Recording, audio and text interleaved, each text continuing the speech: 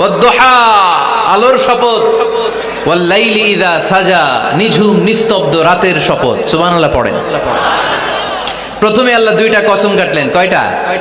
দুইটা। প্রথমে দোহা, প্রভাতের সূর্য কিরণের শপথ, আলোর শপথ। এরপরে অন্ধকারের শপথ কাটলেন। আলোর শপথ দিয়ে আল্লাহ তাআলা ওহী আশাকে বুঝালেন, আর অন্ধকারের শপথ দিয়ে আল্লাহ ওহী না আশাকে বুঝালেন। আল্লাহ বুঝাতে চাইলেন, নবী সব সময় আলো থাকলে ভাল লাগে না। 24 ঘন্টায় যদি সূর্যের আলো, এখনো সূর্যের আলো, সকালেও সূর্যের আলো, খালি আলো আর আলো, ভাল লাগবে? কথা বলেন না কেন? আবার 24 ঘন্টায় ঘুটঘুটে অন্ধকার, কোনো আলো টালো নাই, ভাল লাগবে?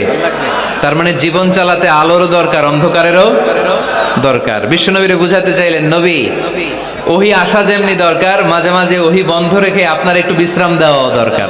সুবহানাল্লাহ পড়েন। সরকারি চাকরি যারা করেন, সপ্তাহে কয়দিন জব করেন? জোরে বলেন। 5 দিন। বাকি 2 দিন কি করেন?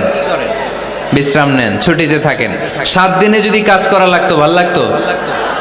কথা বলেন না কেন? ভাল লাগতো না।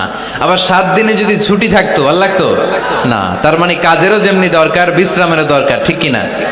আল্লাহ বুঝাতে চাইলেন, নবী কাফেরদের কথায় কান দিবেন না। ওরা বলে আমি আপনারে ভুলে গিয়েছি। না না, কশিন কালেও না। আমি আপনারে কেমন করে ভুলে যাই? আপনি আমার বন্ধু।